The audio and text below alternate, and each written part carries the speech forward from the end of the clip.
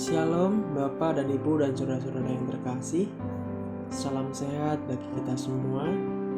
Dalam anugerah pertolongan Tuhan, kita boleh bersama-sama merenungkan sabda kebenaran firman Tuhan di pagi hari ini.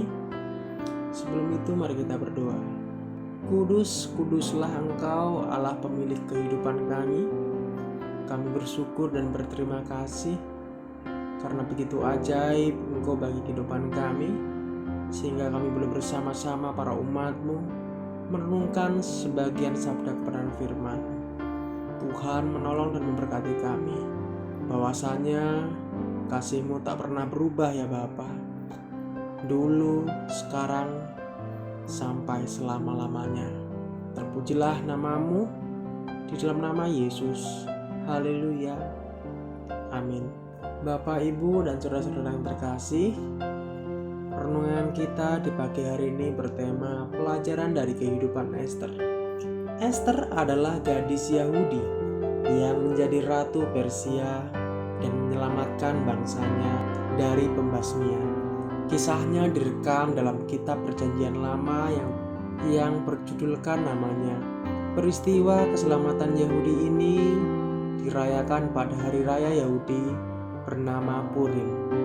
Kisah Ester dimulai pada pesta perjamuan seorang raja.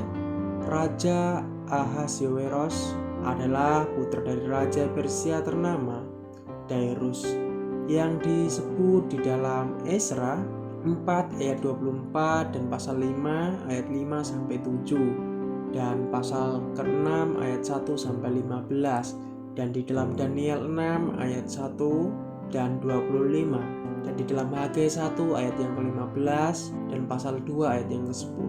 Tahun berlangsungnya kisah antara Ester dan Raja Ahasveros adalah sekitar 483 sebelum Masehi. Kerajaan Raja Ahasveros sangat luas. Kerajaan itu terbesar di dunia sampai pada saat itu. Persia meliputi wilayah Turki, Irak, dan Iran, Pakistan, Yordan, Lebanon, dan Israel, dan juga mengelilingi wilayah modern Mesir, Sudan, Libya, dan Arab Saudi. Sebelumnya, Ester tinggal di benteng Susan, di mana juga sang raja tinggal. Ia adalah keponakan dari seorang suku Binyamin bernama Mordekai yang mengasuhnya setelah mengadopsi ketika kedua orang tuanya meninggal. Mordekai memegang jabatan di dalam pemerintahan Persia di dalam Ester 2 ayat yang ke-19. Ketika Ester dipilih sebagai salah satu calon ratu, Mordekai meminta supaya Ester tidak membicarakan latar belakang Yahudi di ayat yang ke-10. Ia juga mengunjungi harem sang raja untuk melihat keadaan Ester tiap harinya di ayat yang ke-11.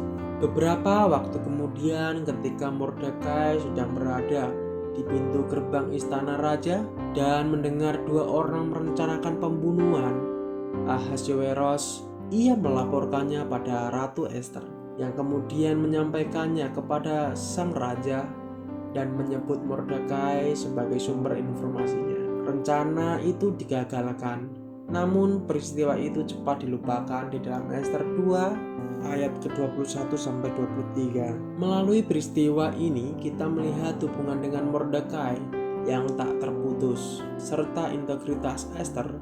Baik Mordekai maupun Ester menghormati sang raja dan ingin melindungi dari para musuhnya.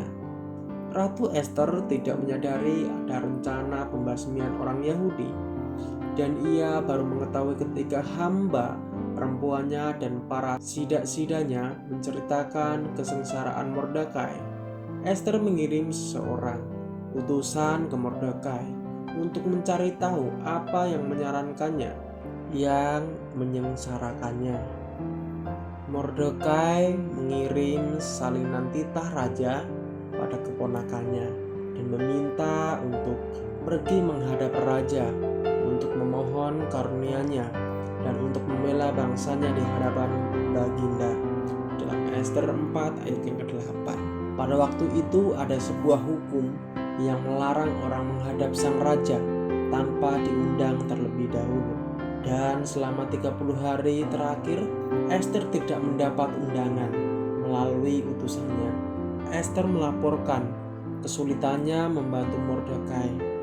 Mordekai menjawab, "Jangan kira karena engkau di dalam istana raja, hanya engkau yang akan terluput dari antara semua orang Yahudi. Sebab sekalipun engkau pada saat ini berdiam diri saja, bagi orang Yahudi akan timbul juga pertolongan dan pelepasan dari pihak lain. Dan engkau dengan kaum keluargamu akan binasa.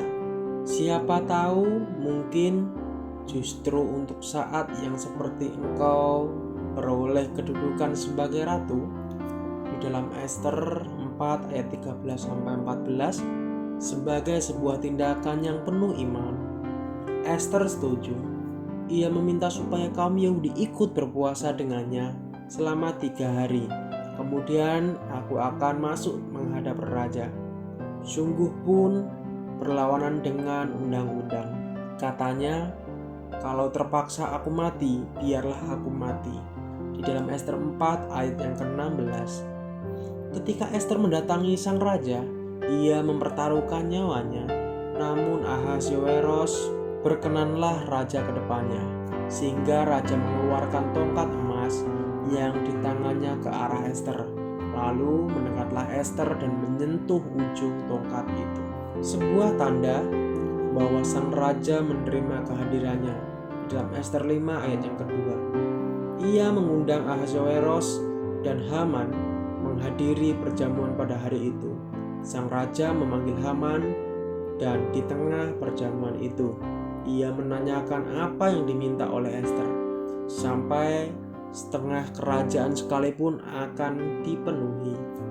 Di dalam ayat yang ke-6, Ester kemudian mengundang kedua pria itu menghadiri perjamuan pada keesokan harinya, di mana ia akan menyatakan keinginannya. Di dalam ayat yang ke-8, kedua pria itu setuju.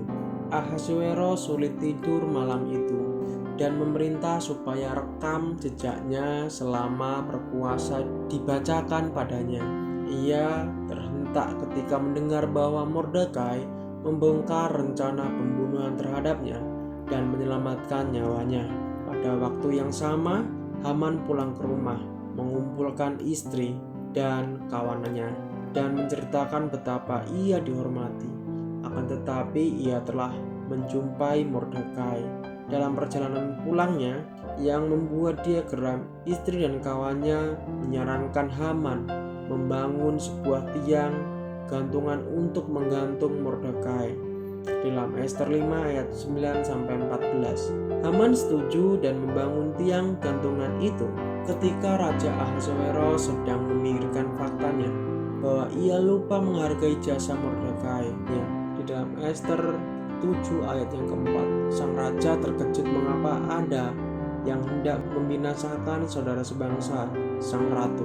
Ayat yang kelima, Ester mengungkap bahwa sosok di balik rencana itu Haman, orang jahat ini. Ayat yang ketujuh, Ahasweros meninggalkan perjamuan itu dengan hati yang panas. Haman ditinggal sendirian dengan Ester dan memohon supaya nyawanya tidak dicabut. Ketika sang raja kembali ke ruang perjamuan dan melihat adegan ini, ia mengira bahwa Haman sedang melecehkan Ester dan memerintah Haman digantung pada tiang gantung yang telah dibangun untuk Mordekai. Ayat yang ke-8 sampai yang ke-10. Setelah Haman meninggal, Ahasweros mengaruniakan seluruh harta milik Haman kepada Ester serta memberi cincin meterai Haman kepada Mordekai, yang artinya Mordekai memiliki otoritas yang setara dengan otoritas Haman sebelumnya. Namun, titah yang telah diterbitkan oleh Haman tidak dapat ditarik kembali. Ester sekali lagi memohon supaya sang raja memberi solusi. Ahasweros meminta supaya titah baru ditulis untuk menangkal titah pertama. Titah itu memberi orang Yahudi hak membela diri terhadap orang-orang yang hendak menyerang mereka. Semua provinsi itu bersukacita. Bahkan ada yang memeluk agama Yahudi karena ketakutan ada pihak yang menyerang orang Yahudi pada hari yang ditetapkan, namun dikalahkan orang-orang Yahudi. Di dalam Ester pasal yang ke-9, Keberanian dan iman Ester pada Allah membuktikan kepercayaan yang ia miliki pada Allah yang hidup. Kehidupan Ester adalah pelajaran dalam kedaulatan Allah atas segala ciptaannya. Allah mengatur setiap aspek kehidupan sehingga memposisikan tokoh, pemerintah, dan situasi selaras dengan rencana dan kehendaknya. Mungkin kita menyadari apa yang sedang Allah karyakan pada masa tertentu. Namun akan ada kalanya ketika kita menyadari mengapa kita mengalami sesuatu atau bertemu dengan seseorang atau hidup di daerah tertentu atau berbelanja di toko tertentu atau mengunjungi sebuah tempat. Mungkin kita dapat menikmati kalanya ketika segala sesuatu berlangsung dengan pas, dan pada waktu itu kita dapat memikirkan masa lalu kita dan menyadari bahwa kita sedang berada di tempat yang tepat pada waktu yang tepat, sama seperti Ester. Ia berada di balai perempuan, justru untuk saat yang seperti ia menjadi ratu. Justru untuk saat yang seperti ia diteguhkan dan dipersiapkan membela saudara sebangsanya. Justru untuk saat yang ke-14 ia taat seperti mempercayai Allah dan melayani dengan rendah hati. Apapun pengorbanannya, Ester adalah peringatan akan janji Allah sebagai tertulis dalam Roma 8 ayat yang ke-28. Kita tahu sekarang bahwa Allah turut bekerja dalam segala sesuatu untuk mendatangkan kebaikan bagi mereka yang mengasihi Dia, yaitu bagi mereka yang terpanggil sesuai dengan rencana Allah. Amin. Mari kita bersatu di dalam doa. Allah Bapa kami, Allah yang kudus, kami bersyukur kami boleh merenungkan dan mempelajari dalam kehidupan Ester ya Bapa.